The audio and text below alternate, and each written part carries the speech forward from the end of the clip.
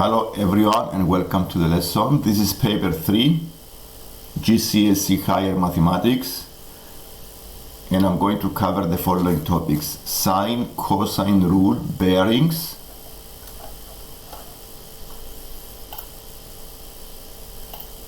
simultaneous equations with quadratics, using the iteration formula to find solutions,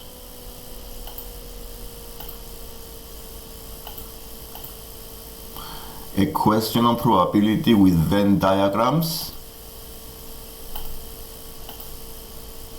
the Fibonacci sequence, and finally simplifying algebraic functions.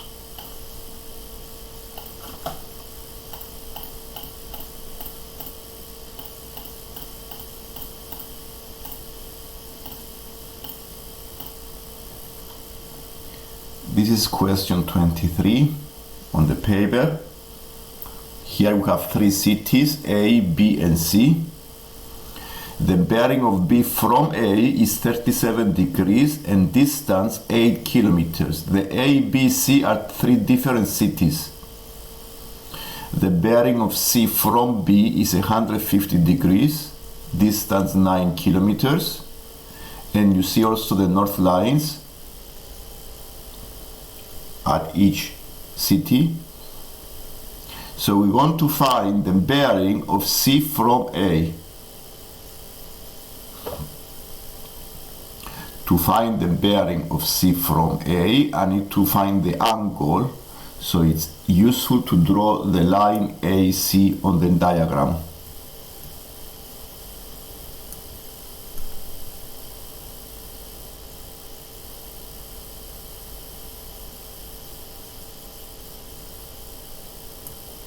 So we draw the line AC.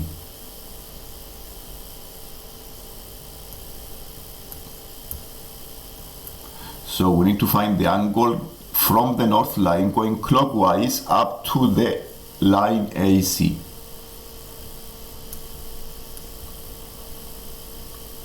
So we need to find the angle inside this triangle, the X, because the bearing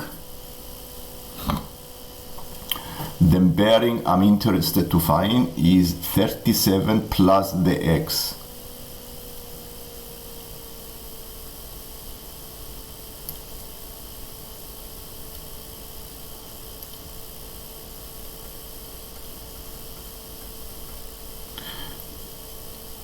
With bearings, we always go clockwise from the north line. So that's why I need to find the 37 and I need to add the X. And now how do I find the angle X? The angle X is an angle inside the triangle ABC. And finding angles in any triangle, there are some rules in trigonometry that we can use and find the angles. The rules are the sine and the cosine rule, and I have the example here. The sine rule is an equation. I found the ratio between the side A divided by the sine of the angle A, and I make it equal to the ratio of the side B over the sine of the angle B. And using the cosine rule, I follow this equation. Is A squared equals B squared plus C squared minus 2BC cosine of A. And let's see what we have on this triangle. We have two sides, but we don't have any angle.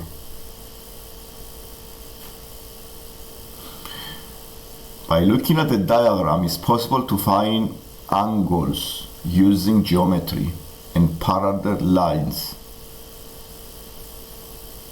The north lines are parallel, which means the north line 1 and the north line 2 have supplementary angles.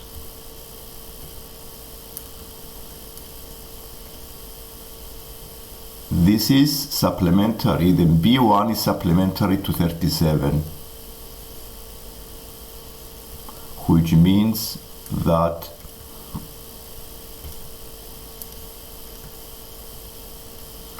B1 plus 37 is equal to 180. Therefore, the angle B1 is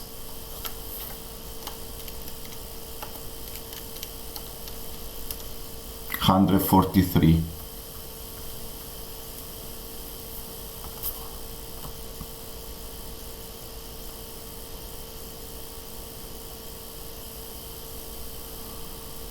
And since the three angles B1, B2 and 150 make a circle, I can also find the B2.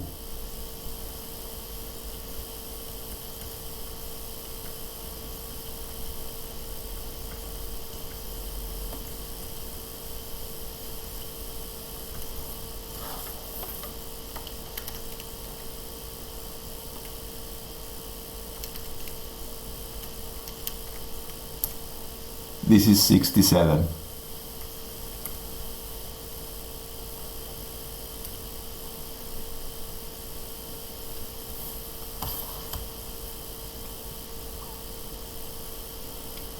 And to find the angle X, I need to find also another side, because I need another angle to go and find the X. So we can use the cosine rule and find the AC, because I have the two adjacent sides and the angle between them. So I can use the cosine rule and find the AC.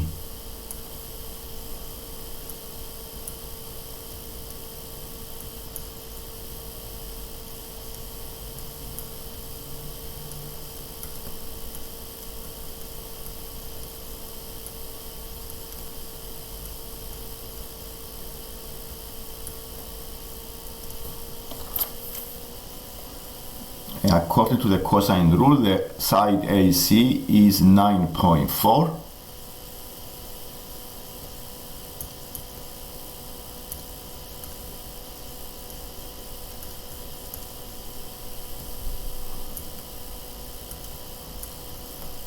And now I'm going to use the sine rule and find the angle C.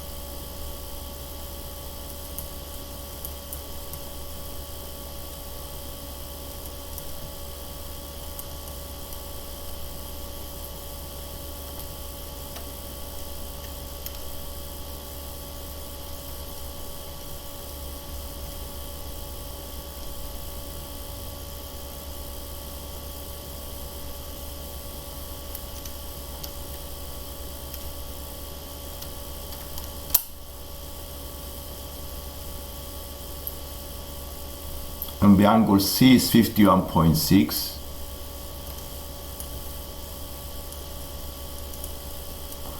And I can find the X now because the total angles make a triangle.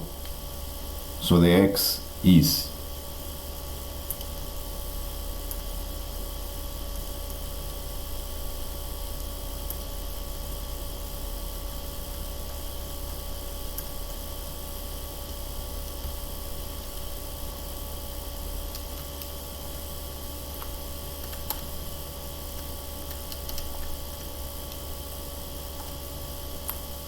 61.4.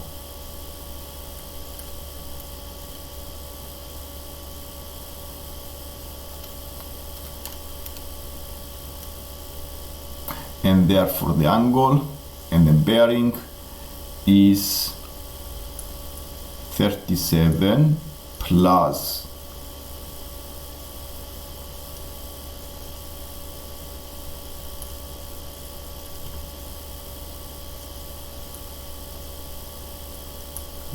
98.4. So the bearing of C from A is 98.4.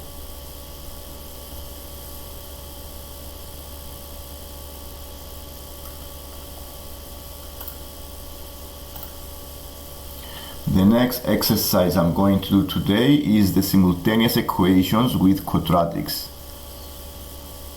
The method of solving simultaneous equations with quadratics, we use the method of substitution.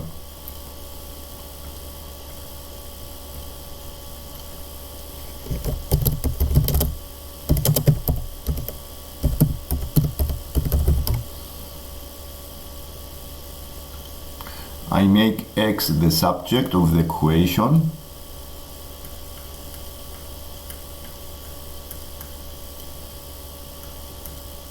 I use the linear equation and I make x the subject, and I substitute the value of the x into the x of the first equation.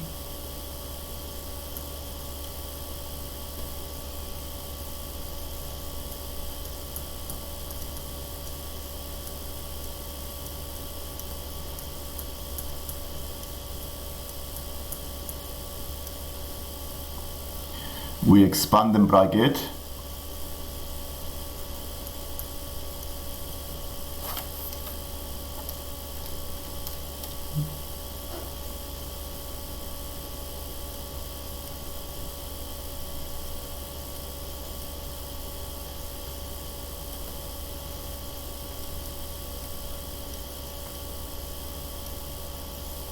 And we times both sides by 9.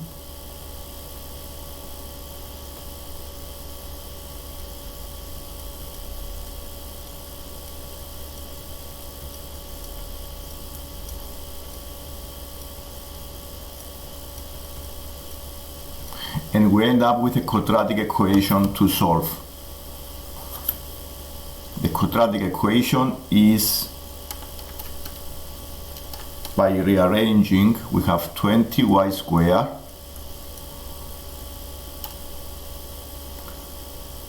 plus 56y plus 32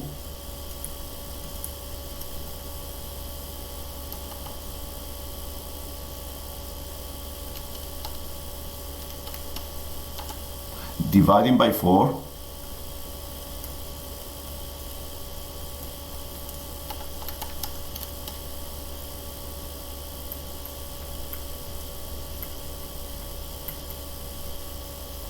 and factorizing. We try to factorize to solve this quadratic.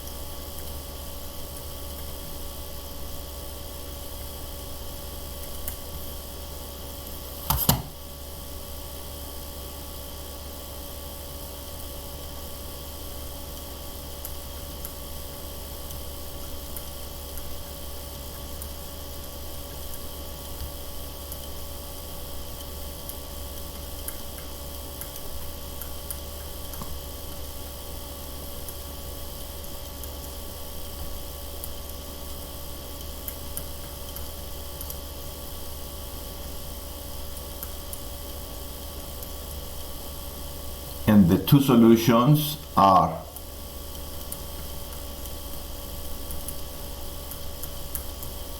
these are the two solutions for y. For each of these solutions we can use the linear equation and find the values of the x.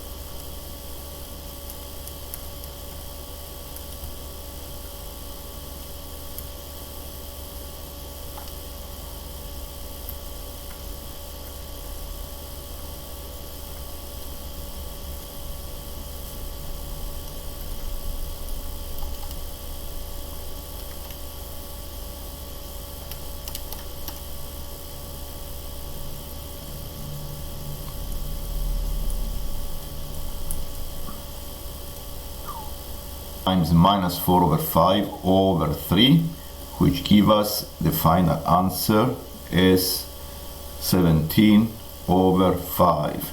This is 51 over 15, and therefore the other solution is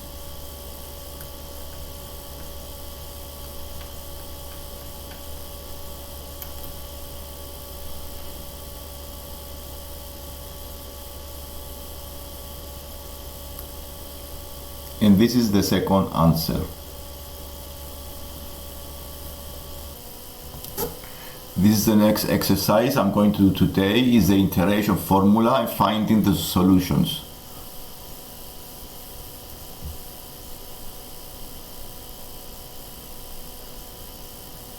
To show that this equation x cubed plus 4x equals 1 has a solution between the 0 and the 1, we need to rearrange the equation and make it equal to 0.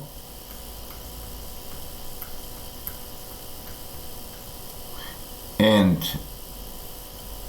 I replace the first value of x, 0, into this equation, and I see that it is a negative value.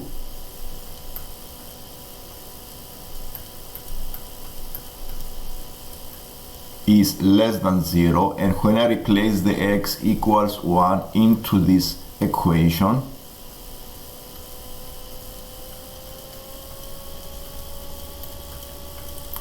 I see that the function is positive, and since it's a change of sign,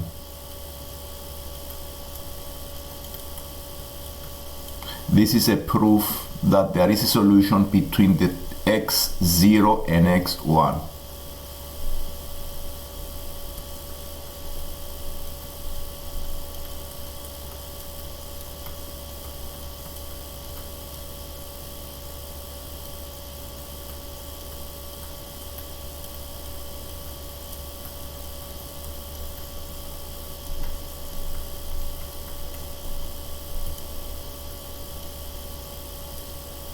And you can see this from the graph as well. If a function is going below the horizontal axis, then it's negative. The y is on the vertical axis, is negative, and when it's above the horizontal axis, is positive. So if there's a change of sign, this is the x-intercept, is the solution, is when the y is 0.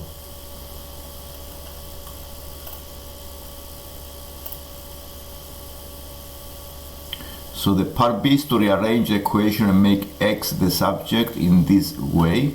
All we need to do is to make 4x the subject initially,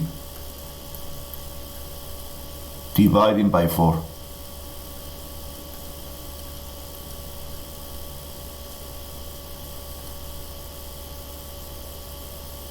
And now this becomes the iterative formula, this equation,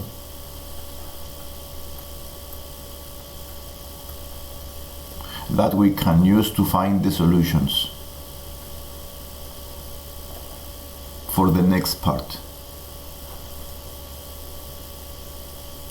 We have a starting value.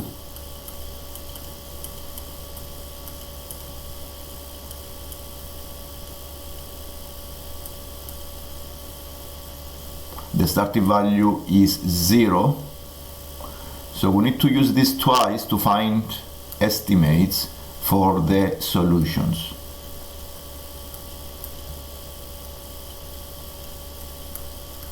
So the x1 is 1 over 4. Using this second time, we use the value 1 over 4 now for the previous value of x.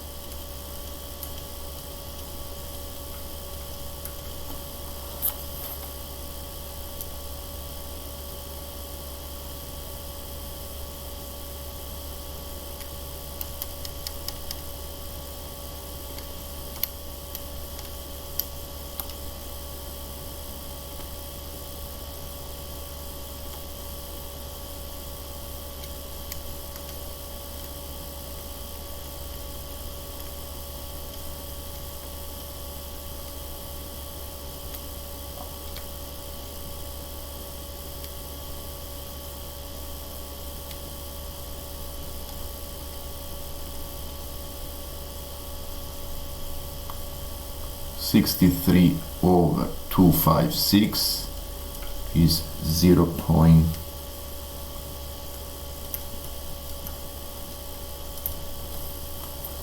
This is the next exercise I'm going to do today, is the probability and Venn diagrams.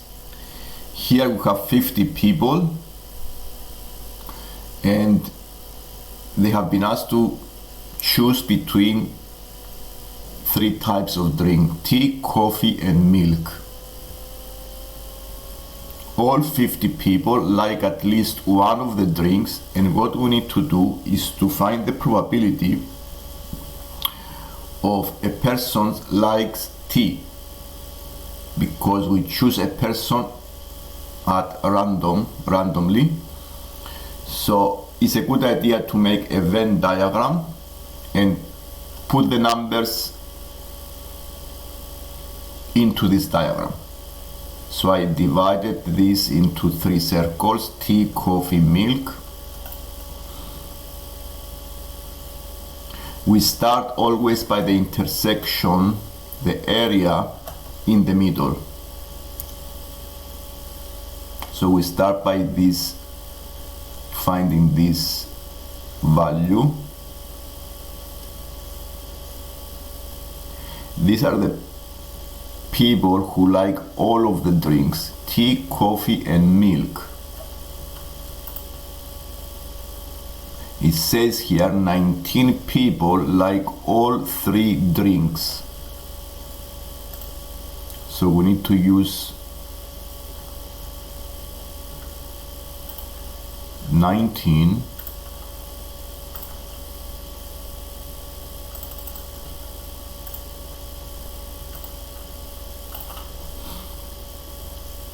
here. 19 is in the middle. We always start from the intersection of all of the 3 circles.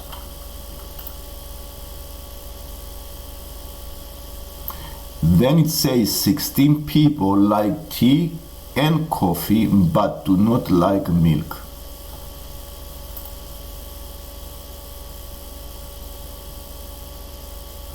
So the number 16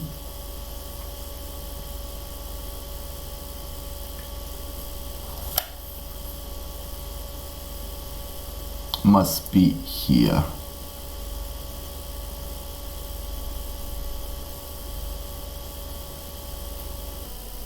"21 people like coffee and milk."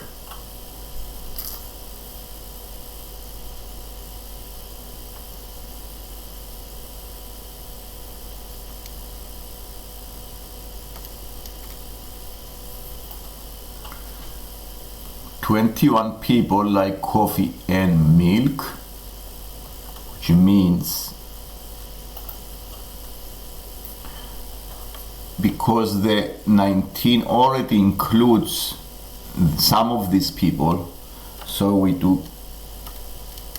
we subtract 21 from 19 to find how many of the 21 like only coffee and milk and do not like tea. So the 19 plus 2 must give us the 21 in this case. 24 people like tea and milk.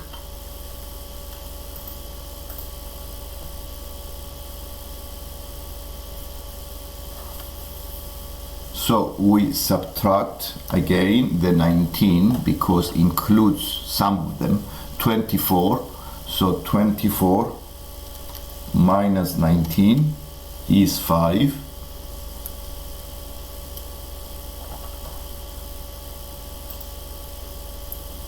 "40 people like coffee." So all the numbers inside the coffee must be, the circle must be 40. So we need to check.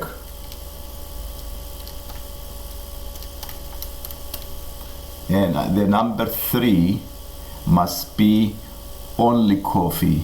So the 3 is inside the circle coffee. This is only coffee.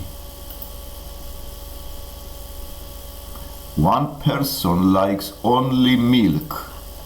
So only milk must be inside the circle. here.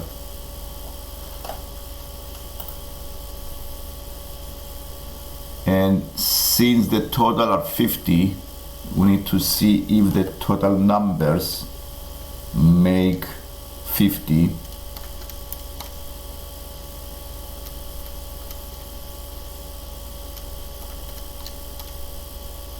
And there are 4 people left, so the 4 that have to be in the T only, because the total numbers must add up to 50. These are the total number of people in this on this survey. And now work out the probability that these persons like T if one is chosen at random. So the probability, we need to see how many are in the total of T inside the circle. This is 4 plus 16 plus 19 plus 5. This is 44. So the probability in this case of T must be the number who like T, all the people who like T, divided by the total.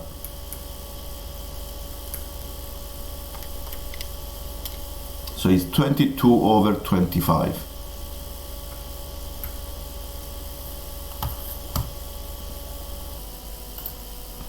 And the part B of this question says, given that the person selected at random from the 50 people likes T, find the probability that this person also likes exactly one other drink. This is a conditional probability because we already know the person likes T. So we choose the total to be all the people who like T inside the circle. So the total we consider here, because it's conditional probability, we do 4 plus 16 plus 19 plus 5 is 44. This is the denominator of the fraction.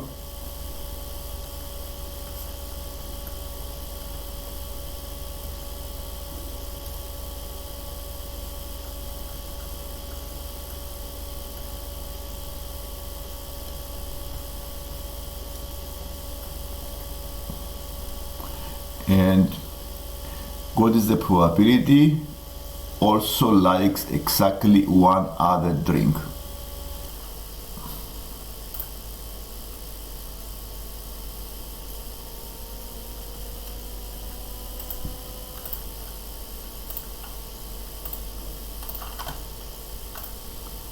And now we go into the question of Fibonacci sequences. This is a sequence 1, 1, 2, 3, 5, and 8. And the rule of the sequence, the next term is the sequence, is the sum of the 2 previous terms. We want to find the 9th term of the sequence. So this is the first, the second, the third, the fourth, the 5th, the 6th. Because we know the rule, we can find the 7th and the 8th, and then we go to find the 9th. So the 5 plus 8 is 5 plus 8 is 13. So the 8 is 13 plus 8, 21. And then 13 plus 21 is 34.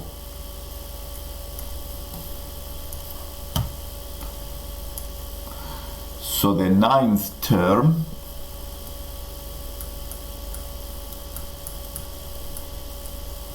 is 34.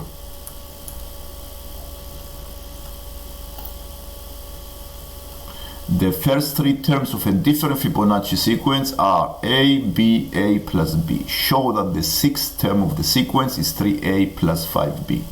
Because we know the rule, the next term is the sum of the previous 2 terms, we can make equations. Okay, so this is the third.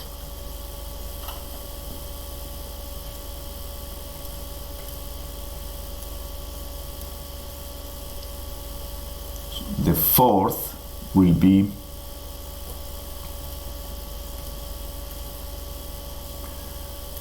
b plus a plus b, 2b plus a,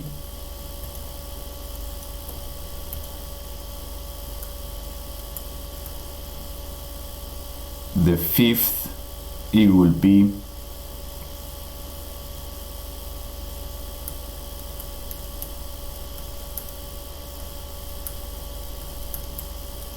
the fourth, and the fifth will be the third and the fourth.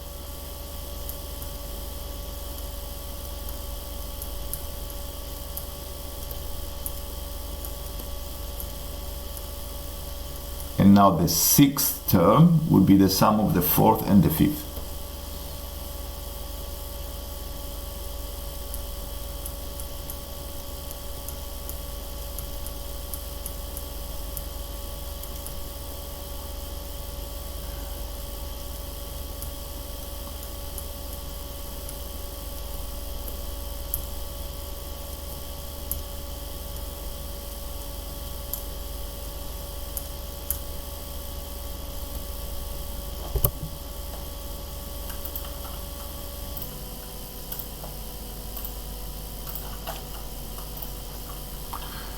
Given that the third term is 7 and the sixth term is 29, find the values of the a and the b.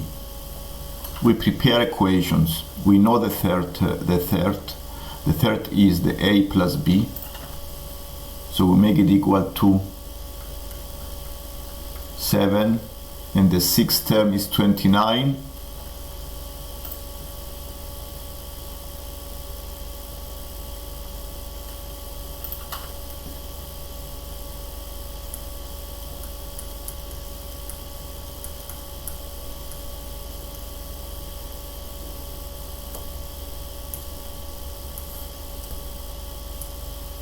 Solving these equations, we can find the a and the b. To solve them, we can times the first equation by 3.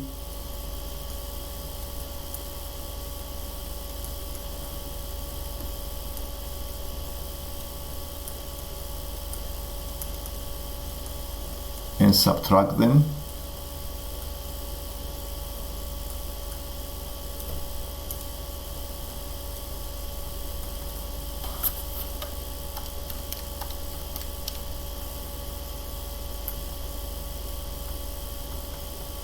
Then b is 4,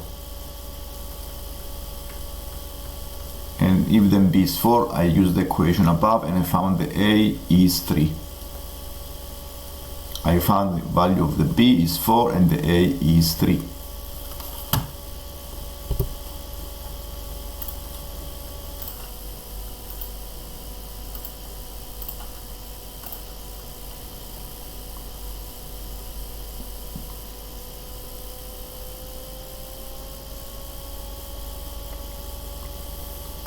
And the last question I'm going to see today is to show that the division of these fractions can be simplified as 1 over x plus r.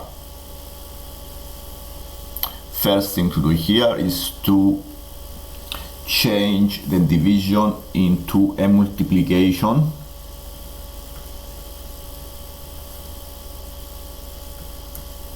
By taking the reciprocal of the second fraction,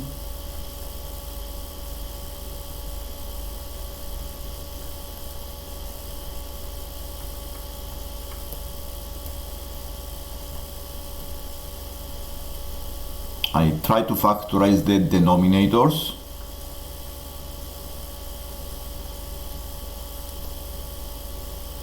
The denominator is the difference of two squares. There is an identity for this: a squared minus b squared.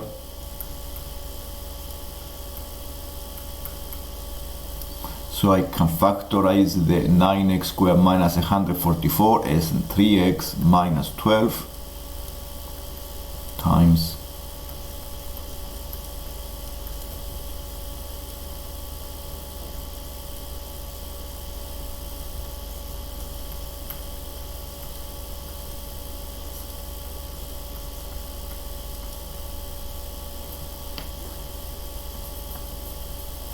Now I see the two brackets here is 3x minus 12. It makes sense to factorize one of the two brackets and make the 3 out of the bracket.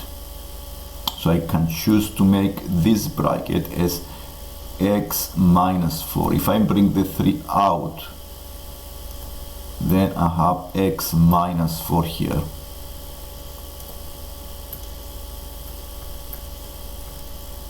And I have another factor to cancel. And now I try to cancel common factors.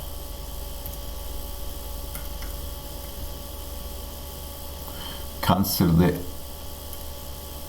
x minus 4, x minus 4. Cancel the x to the power of 3 and the power of 4. Can also, this is 1. And can also cancel the 3. Can divide the 6 by 2. And what is left here is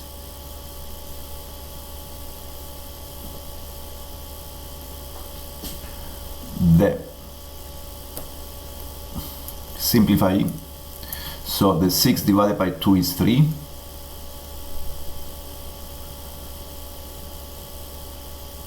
Over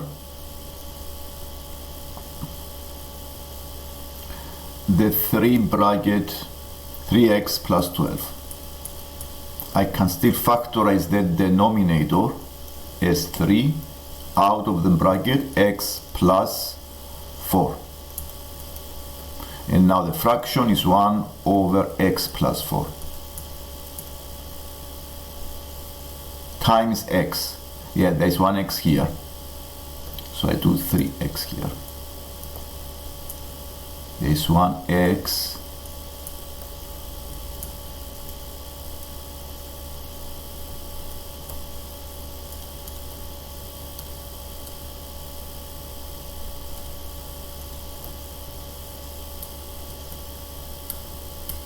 There's 1x with the power of 4. X to the power of 4, I have x to the power of 1. And this is 1 over x bracket x plus 4 as the final answer. And this brings us to the end of the lesson. And if you enjoy the lesson, please subscribe and click like button.